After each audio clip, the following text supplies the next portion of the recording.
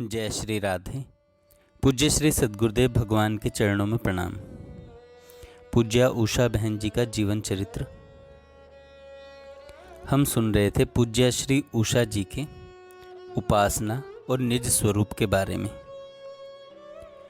पूज्या श्री उषा बहन जी कहती हैं, जो जिस भाव से श्याम सुंदर का भजन करते हैं उसी के अनुरूप वे फल प्रदान करते हैं।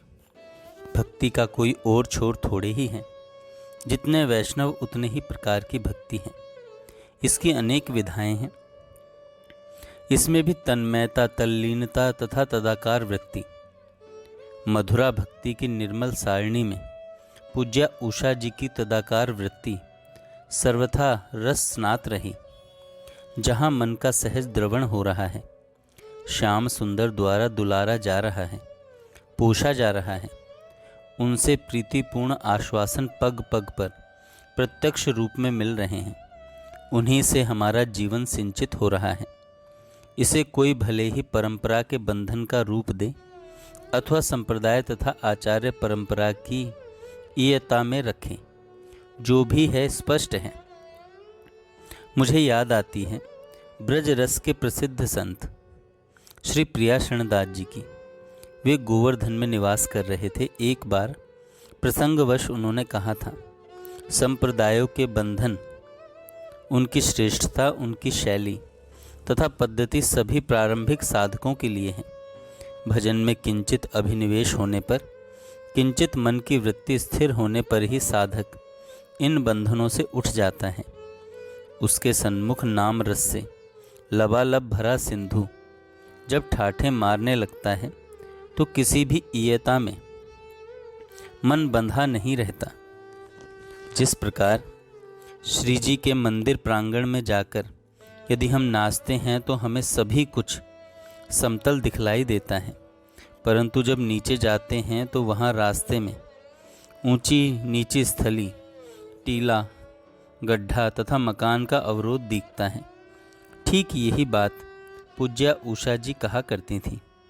अतः मर्यादा के घेरे में शास्त्र और पुराण आदि से अनुमोदित होने पर जब हम प्रिया प्रियतम की सतत सन्निधि अनुभव कर रहे हैं, नित्य निरंतर उन्हें अपने समीप देख रहे हैं, उनसे चर्चा कर रहे हैं, वहाँ न तो किसी संप्रदाय की ही बात है और न किसी शास्त्रीय परिपाटी का अनुकरण। वहाँ यदि कोई रस है तो मधुर रस है, कोई संप्रदाय है तो श्री राधा कृष्ण संप्रदाय, और शास्त्र है तो वह श्री राधा कृष्ण शास्त्र। इसी में सभी रस, सभी भाव, सभी पद्धतियाँ तथा संबंधों का पूर्ण रूपेण विलय हो जाता है। इस विलय का अलग से अपना अस्तित्व है, जो प्रणय समुद्र में उठे ज्वार भाटे का प्रतीक है। तात्विक दृष्टि से यदि हम देखें तो सभी संप्रदाय श्री राधा कृष्ण को इष्ट रूप में स्वीकार कर लगभग एक ही भाव की पुष्टि करते हैं। सामने खड़े अपने प्रेष्ठ को देख उमड़कर जैसे भी हमारा मन उन्हें स्वीकार, अपना सर्वस्व समर्पित कर देता है, वही हमारा भाव है। इसी संबंध में श्री भगवद रसिक जी महाराज कहा करते हैं, भगवद रसिक जी महाराज कहा करते हैं, नाहि द्वैता द्वैत हरि, नहीं विशिष्टा द्वैत, बंध्यो नहीं मतवाद में, ईश्वर इच्छा द्वैत। अपनी भावधारा की ओर संकेत करती पूजनिया उषा जी कह रही हैं, प्रियतम, मेरी तो इस पूज्य पूज्य चिल्लाने से पिपासा शांत होती नहीं, कुछ कमी सी खटकती रहती है। यह ऐश्वर्य तो उन्हें ही मुबारक रहे जिन्हें प्रिय हो, मुझे इससे कुछ सरोकार नहीं।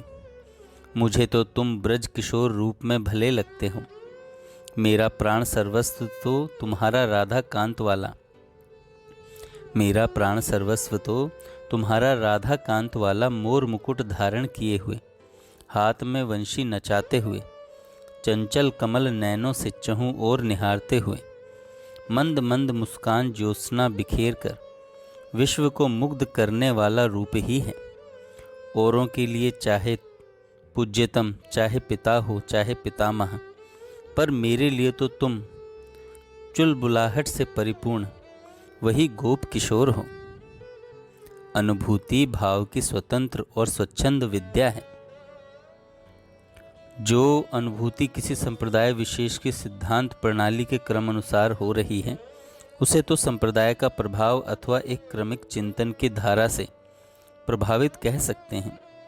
मन की प्रथम अवस्था में साधने के लिए, उस माधुर्य रस सिंधु तक पहुँचने के लिए इन सांप्रदायिक क्रमों से साधना तो समझ आती है, पर उस रस समुद्र के समीप पहुँच किसी भी तट से, किसी भी छोर से पान करने पर माधुर्य से परिपूर्ण ही आस्वादन होगा। इसका आस्वादन भी अपने अपनी भाव ललक तथा स्थिति पर ही निर्भर करता है। यद्यपि अनेक रसिकों ने क्रमिक प्रतिबंधों से आस्वादन अवश्य किया है, तथापि अनुभूति अपने आप में स्वतंत्र, स्वच्छंद तथा मौलिक क्रम है। इसे मर्यादा अथवा इयता की परिधि में सीमित नहीं किया जा सकता। आइए अब निज स्वरूप तथा नित्य स्वरूप, गोपी भाव अथवा सखी भाव के बिना लीला की पूर्णता नहीं है। यह गोपी भाव तथा सखी भाव लगभग समान तथा प्राय है। गोपिकाओं के दो भेद अवश्य माने गए हैं, एक है साधन सिद्धा तथा दूसरा नित्य सिद्धा। भगवान गोलोक धाम से लीला हेतु जब इस धरा धाम पर अवतरित होते हैं, तो नित्य सिद्ध परिकर भी साथ ही साथ अवतरित होता है। यह गोपी वृंद प्रिया जी की काय व्यूह स्वरूपा हैं। यह गोपी वृंद प्रिया जी की काय व्यूह स्वरूपा हैं। श्री ललिता जी को सभी संप्रदायों अथवा ग्रंथों में प्रधान सखी के रूप में माना गया है। यहाँ तक कि एक स्थान पर श्री कृष्ण स्वयं को श्री ललिता रूप ही कह रहे हैं। ललिता जी पूर्ण दक्ष सर्वप्रधाना प्रिय सखी हैं। श्री राधा जी की पूजनीय उषा जी का स्वरूप क्या रहा, उनकी भावधारा क्या रही, प्रिया प्रियतम की नित्य लीला में कहाँ तक उनका अभिनिवेश रहा, उनके सर्वांगीण व्यक्तित्व के आधार पर उनकी कहाँ तक पहुँच रही, उनकी स्थिति के विषय को समझने हेतु उन्हीं की कुछ अनुभूतियाँ, भाव लहरियों, रस दशाओं का यत्किंचित अध्ययन करें। प्रातःकालीन कीर्तन के बाद कुछ समय लेटे रहने का उनका एक स्वभाव सा ही था। इस लेटने के पीछे विश्राम अथवा कोई अन्य हेतु नहीं होता था। वे इन अपने एकांतिक क्षणों में प्रिया प्रियतम के लीला चिंतन में मग्न रहती थीं। उनका यह चिंतन अनेक बार लीला आस्वादन का हेतु तो बना ही, लीला में नित्य स्वरूप अथवा निज स्वरूप से अभिनिवेश तथा प्रवेश का स्वरूप भी बना।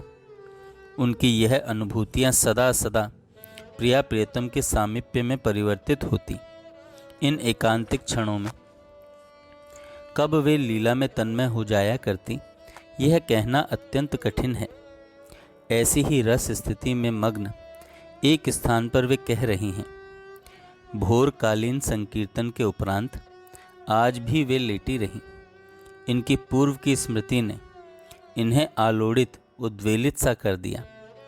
इन्होंने देखा, भौतिक रूप में दृष्टिगोचर देह नहीं रहा, ये अपने निज स्वरूप दिव्य स्वरूप में हैं।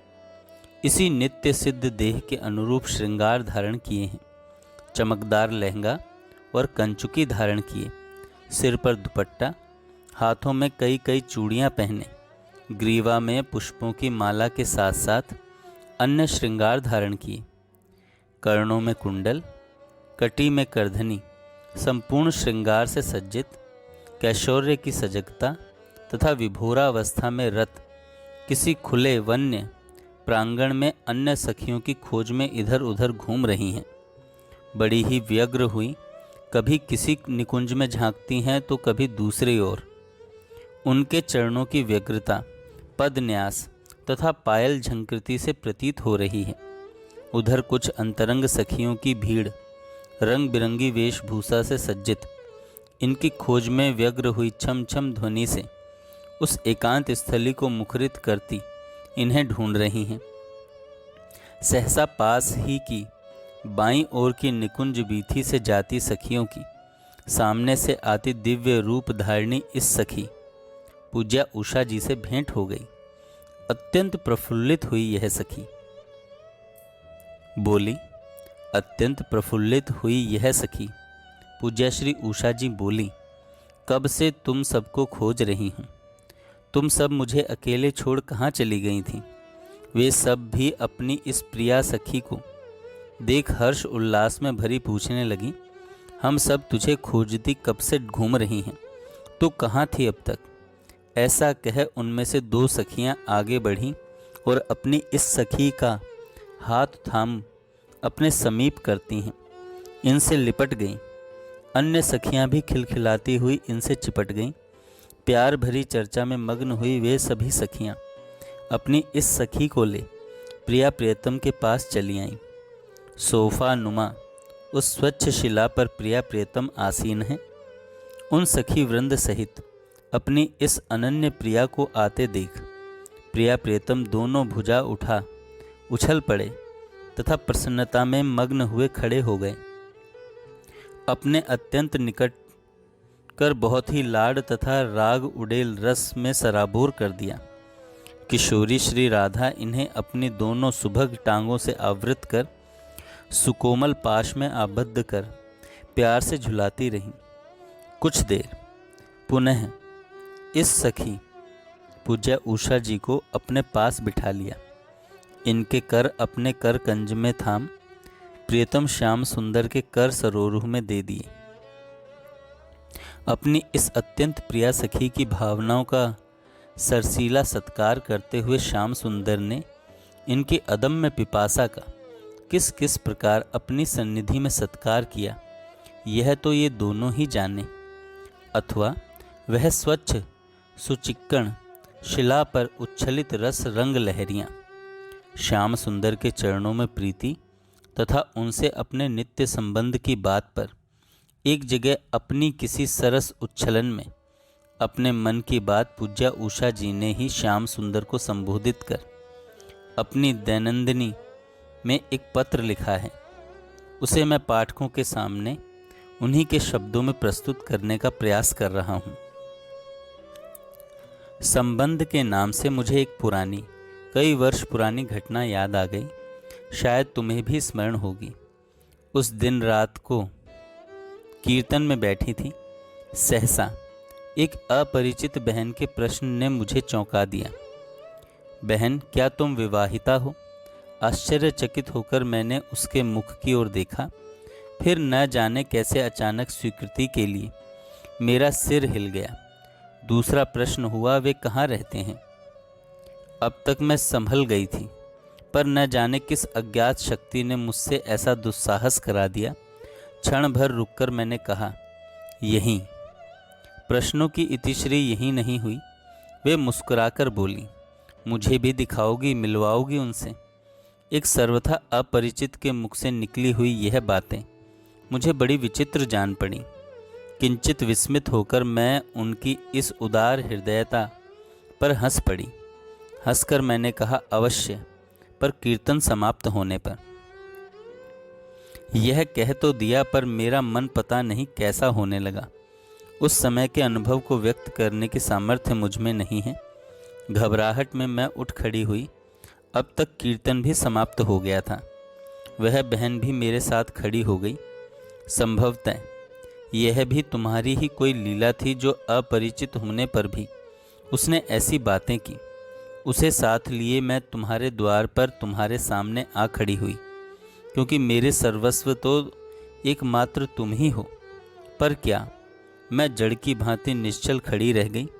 तुम्हारी हंसी और प्रिया जी की रहस्यमयी मुस्कान मुझसे छिपी न थी। पता नहीं कितनी देर मैं वहाँ खड़ी रही।